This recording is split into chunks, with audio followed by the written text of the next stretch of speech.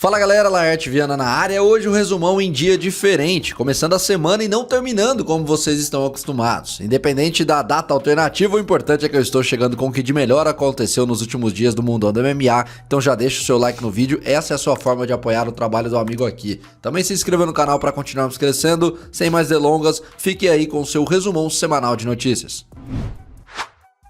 Os últimos dias foram movimentados em relação à categoria meio-médio do Ultimate. Troca de campeão com Jack Della Maddalena superando Belal Muhammad, subida de Islam Makhachev, Ian Gary e Sean Brady brigando pelo posto de próximo desafiante, Michael Morales chegando na Elite e em meio a tudo isso, um personagem muito interessante simplesmente sumiu. Por onde anda Shavkat Rakhmonov? Ele, que deveria ter enfrentado Belal no UFC 315, teve uma lesão que o tirou da vaga, dando lugar ao australiano, que agora é o novo rei do pedaço. Essa semana apareceu a atualização sobre a sua situação.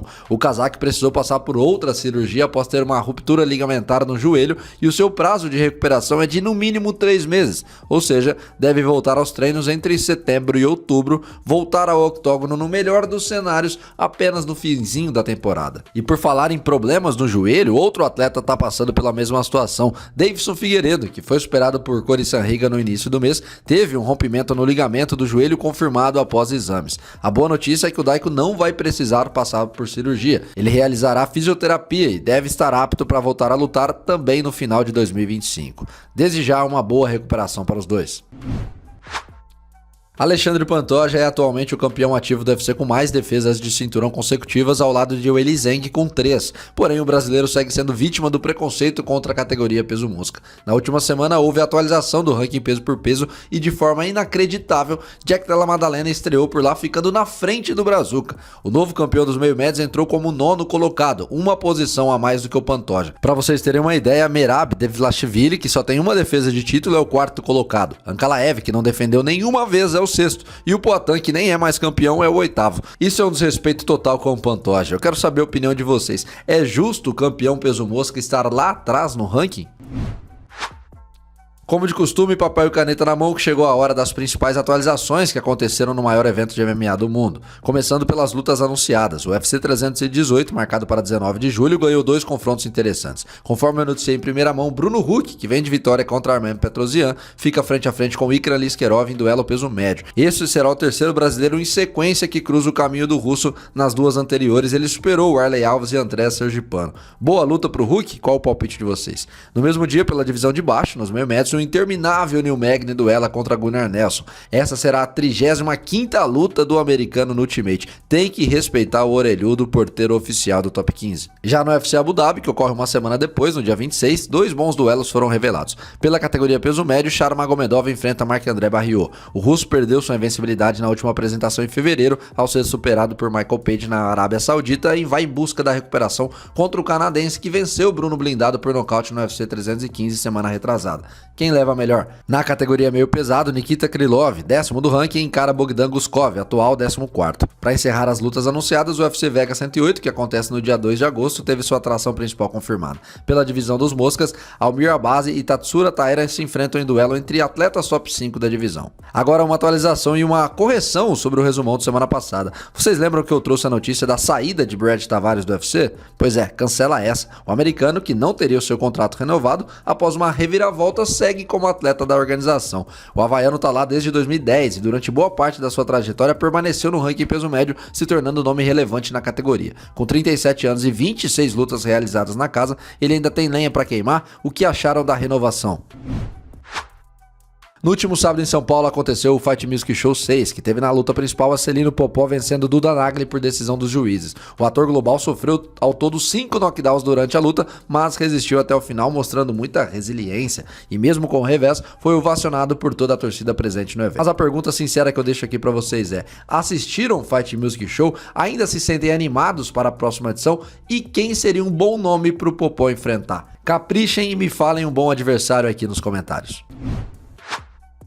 Gilbert Durinho amargou sua quarta derrota consecutiva ao ser nocauteado por Michael Morales no último sábado e por meio das redes sociais se pronunciou, agradecendo o apoio dos fãs, enaltecendo o adversário e deixando dúvidas sobre o seu futuro. Abre aspas, agradecido pela jornada, no final sou muito abençoado. Lógico que não foi o resultado que eu queria, trabalhei e me dediquei muito, quem tá por perto viu, mas faz parte da luta e da vida. Parabéns ao Morales e ao time dele e lhe desejo muito sucesso. E é isso, sem histórias tristes, grato pela jornada e pelas lições. Deus é bom o tempo todo, toda honra e glória seja dada a ele na vitória ou na derrota. Durinho completa 39 anos em julho e acumula 24 lutas na casa, vencendo 15 e perdendo 9, tendo seu melhor momento entre 2018 e 21, quando venceu 6 seguidas e chegou a disputar o cinturão contra Kamaru Usman. Qual deve ser o próximo passo do brasileiro? Eu já adianto aqui e deixo meu palpite. Enfrentar outros veteranos, ainda tem lenha pra queimar. Quem seria um bom nome para a sequência de Gilbert Burns? Semana passada, Dana White anunciou que Charles do Bronx e Ilia Topuria vão se enfrentar pelo cinturão vaga do peso leve no dia 28 de junho, e pouco tempo depois da notícia, o georgiano /espanhol fez uma coletiva de imprensa para comentar sobre o confronto. Agradeceu ao brasileiro por aceitar a luta, mas já deu uma cutucada em forma de recado. Abre aspas. Gostaria de agradecer ao Charles por aceitar o desafio, algo que o Isla não fez e o Charles terá que pagar por isso. Sinceramente, sinto muito pelo Charles, mas no fim das contas é o meu trabalho. Não sei como será a luta, mas a verdade é que farei o que for menos doloroso para ele, pois gosto muito dele. A confiança do homem tá nas alturas, hein? O que acharam da declaração? Qual é o palpite de vocês para essa luta? Será que o Leão Embaçado volta ao topo do mundo no peso leve ou Topuria vai entrar para o seleto grupo de campeões em 2 categorias?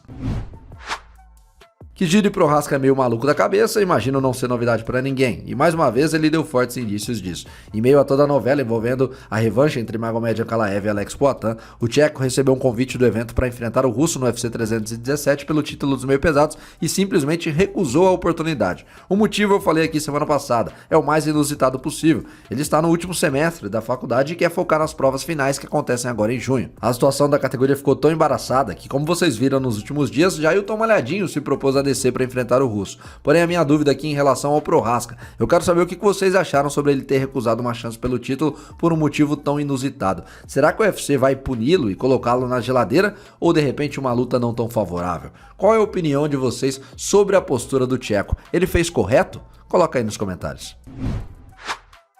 Recentemente eu trouxe um vídeo aqui no canal explicando a situação difícil que Caio Borralho se encontra. Todos os possíveis adversários do peso médio tiveram lutas anunciadas e ele ficou sem par no baile. Em meio a tudo isso, mais uma recusa de luta contra o Nerd foi revelada, mas dessa vez sendo mútua. Sam Strickland comentou em entrevista recente que recebeu o convite para enfrentar o Borralho, mas que tanto ele como o brasileiro recusaram. Abre aspas.